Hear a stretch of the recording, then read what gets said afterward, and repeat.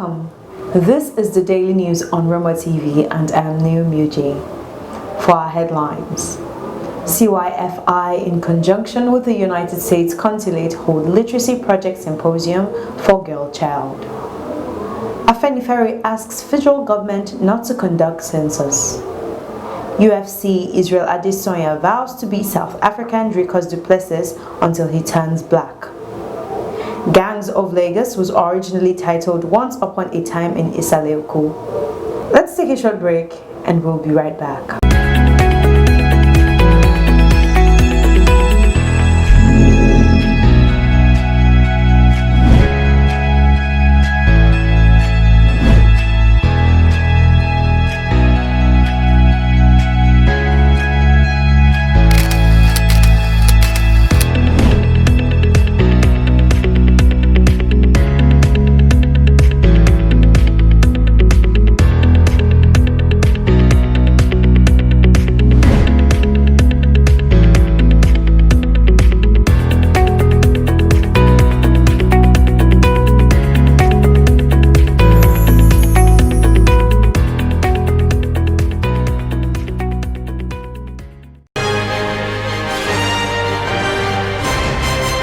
Welcome back.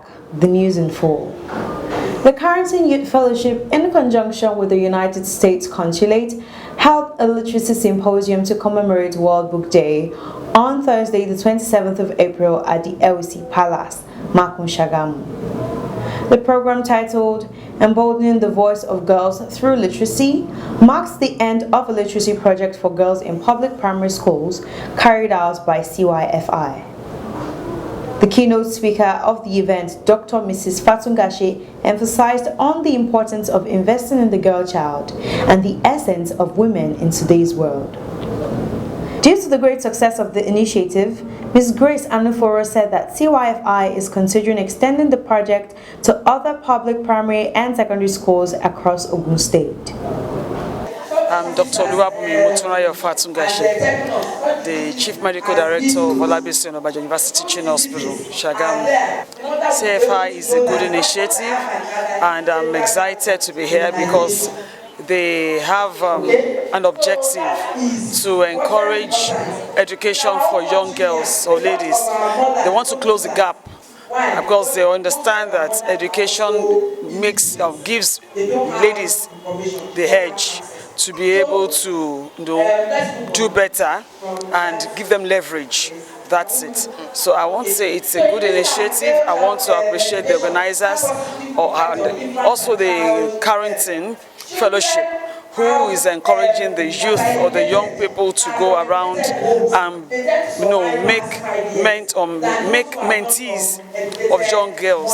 We have seen the product, and I want to encourage the leaders, community leaders, our elders, mothers, fathers, or parents, and community, advocates to encourage young girls to be well educated. Let's give them all the support we can give from the community level to the society at large. If you want a nation to succeed, you have to invest into training girls or ladies. Thank you. The Pan-Yoruba Social Cultural Organization, Afenifere, has called on the federal government to discontinue all the plans and arrangements to conduct the forthcoming National Housing and Population Census in Nigeria.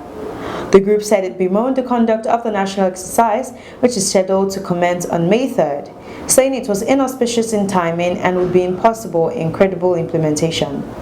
This was contained in a communique at the end of its monthly meeting held at the residence of Afenifere's acting leader, Pa Ayo Adebanjo, in Isonya Ogbo, Ogun State. According to the association, some stakeholders have raised concerns over conducting the census in the same year of the general election, but the government insisted in the conduct of the census. The group also condemned the 100 billion naira on the exercise, describing it as a scandalous and economic offense. On sports, Israel Mobolaji Adesanya, a Nigerian New Zealand professional mixed martial artist, has his next target firmly in his sights. Dricus du Plessis made a bit of a stir with his remarks on African champions prior to his final fight against Derek Brunson at UFC 285 last month. Before defining what an African champion will be like when he wins the middleweight championship, Du Plessis questioned whether any UFC belt had ever visited Africa. The comments irritated former UFC welterweight Kamaru Usman and current middleweight kingpin Adesanya, despite the fact that both were born in Nigeria. Adesanya will now, however, have to wait and hope that Du Plessis defeats Robert Whittaker at UFC 290 this summer in order to get a crack at Du Plessis he regards as Still Knox. On entertainment, the hit movie Gangs of Lagos was originally called Once Upon a Time in Isaleoko. This movie had several names before landing on Gangs of Lagos. In a recent interview with Dame Olubanwo and Adesegun Adetoro, two of the executive producers of Gangs of Lagos, it revealed some of the initial titles of the movie. In Olubanwo's words, it was originally called Once Upon a Time in Isaleoko, then it was Under Lagos, end of quote. To decide, they turned to focus groups to find which name aligned best with the story. Eventually, they landed on the title they now have after shooting. That is the news update.